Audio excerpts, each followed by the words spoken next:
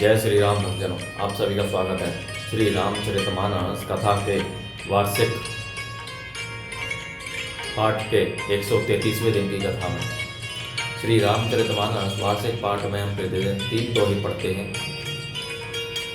जिससे हमारी संपूर्ण रामायण 1 वर्ष में पूर्ण हो जाती है। जिन भक्तजनों के समय की कमी रहती है वे प्रतिदिन मात्र 3 दोहे पढ़कर श्री रामचरितमानस का पाठ करके अपने दैनिक सामाजिक जीवन में सफलता प्राप्त करते हुए अपने जीवन को सफल बना सकते हैं। श्री रामचरितमानस कथा श्री तुलसीदास जी द्वारा रचित हिंदी अवधी भाषा में लिखा हुआ ग्रंथ है, जिसे कोई भी व्यक्ति आसानी से पढ़ सकता है।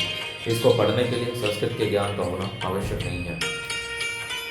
पाठ आरंभ करने से पूर्व हम शिव शंकर भोलेनाथ पार्वती माता को पिंडाओं में आह्वान करते हैं कि वे भी हमारे श्री रामचरितमानस से सम्मिलित हों। तत्पश्चात सभी गुरुजनों सभी देव देवताओं को पिंडाओं में आह्वान करते हैं कि वे भी हमारे पाठ में सम्मिलित हों और हमें अपना आशीर्वाद प्रदान करें। बोलो जय श्री और रामचंद्र की जय।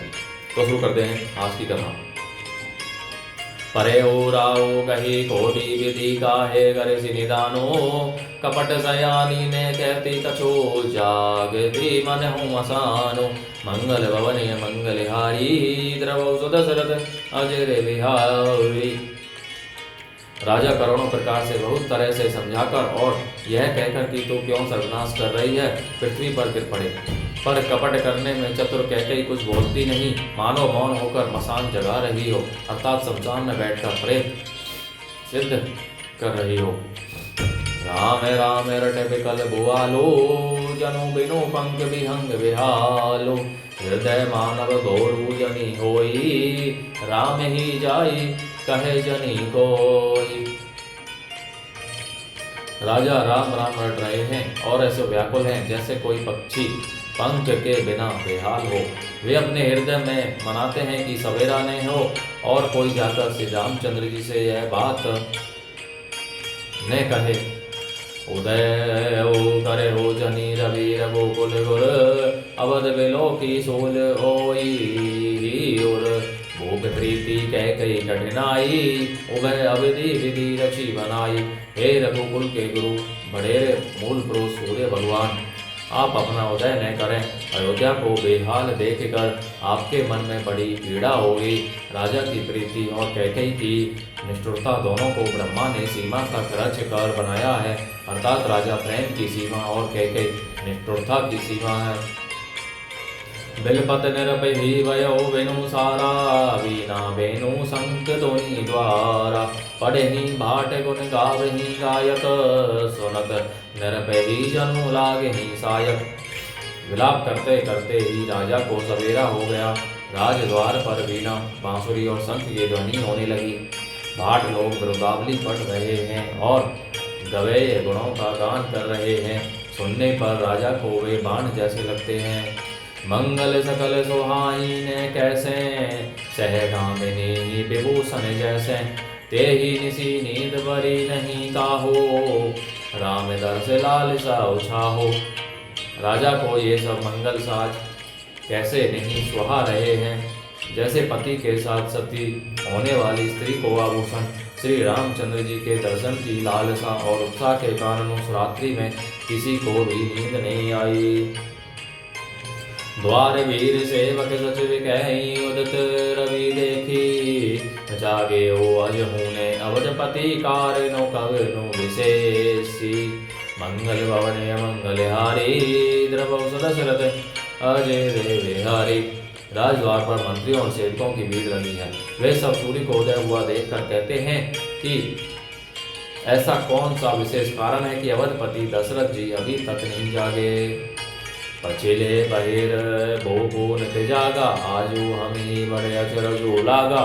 जाहु सुमंत्र जगावहु आ जाई, कीजिए काजु रजाए सुपाई।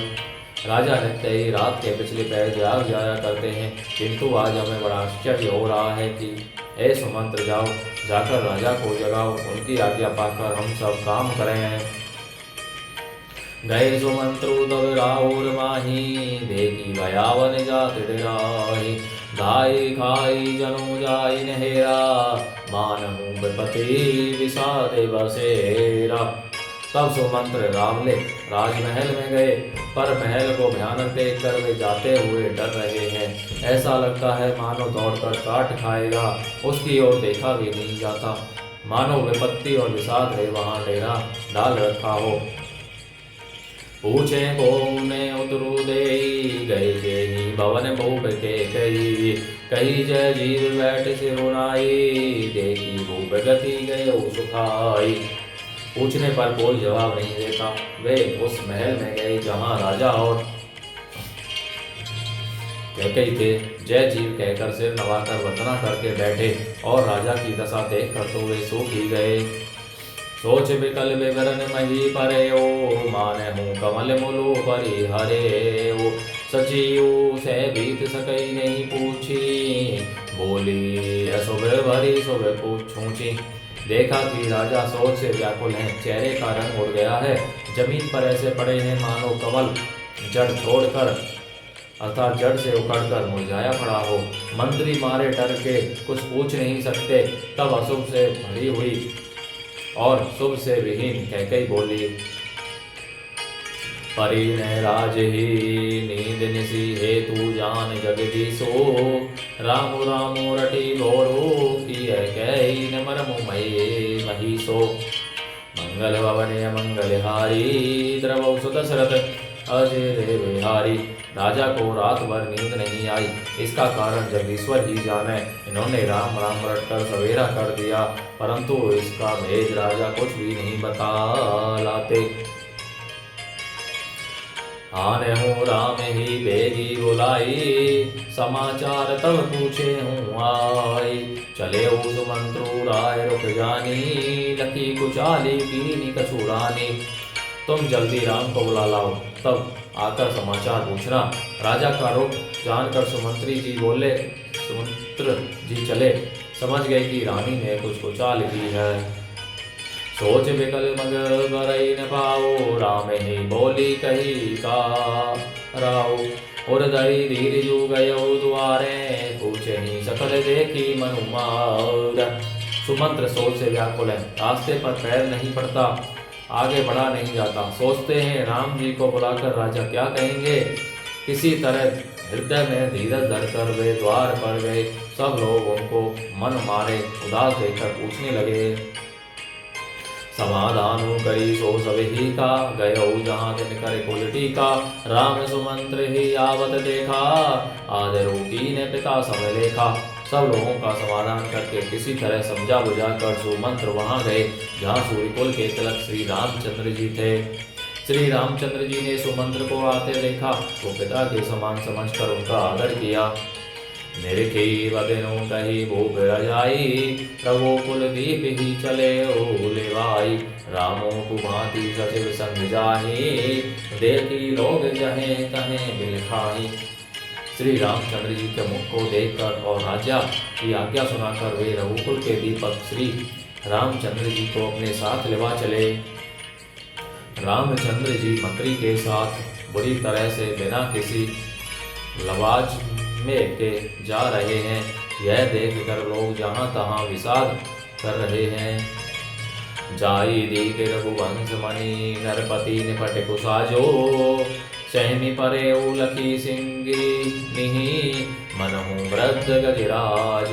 मंगल भवन मंगल हारी, द्रवौ सुदशरथ अजय बिहारी। रघुवंश मणि श्री रामचंद्र जी ने जाकर देखा कि राजा अत्यंत ही बुरी हालत में पड़े हैं, मानो सिंहनी को देखकर कोई बूढ़ा गजराज सहम कर गिर पड़ा हो। बोलो जय श्री रामचंद्र की जय। भक्तजनों, आज की कथा का विराम यहीं पर होता है। जय श्री सत्य भोलेनाथ, जय पार्वती माता की जय। सभी गुरुजनों, सभी देवी देवताओं की जय। सभी का बहुत बहुत धन्यवाद। आप सभी से अनुरोध है कि श्री रामचरितमानस कथा के इस पावन पाठ को सभी के साथ शेयर करें, उन्हें पढ़ने के लिए कहें, जिससे उन सभी का कल्याण हो। बोलो जय श्री रामचंद्र की जय।